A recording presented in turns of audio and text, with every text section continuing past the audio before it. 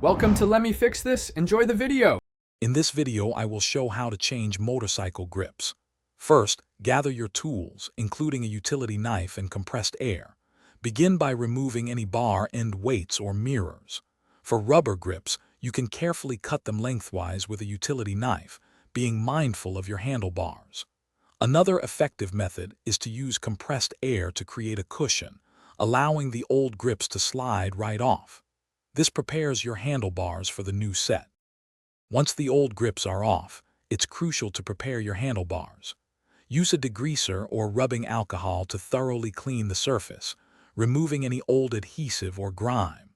This ensures a strong bond for your new grips. Also, take a moment to inspect the handlebars for any burrs or rough spots.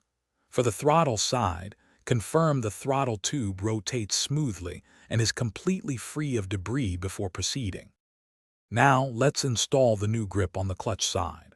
Apply a small, even amount of grip adhesive or even hairspray inside the new grip.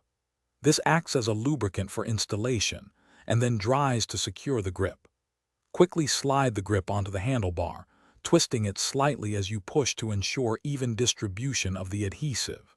Make sure it's fully seated and aligned before the adhesive sets, which usually takes a few minutes.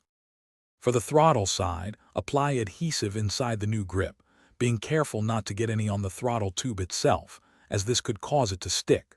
Slide the new grip onto the throttle tube, ensuring it's fully seated. Once installed, check that the throttle rotates freely and snaps back without any binding.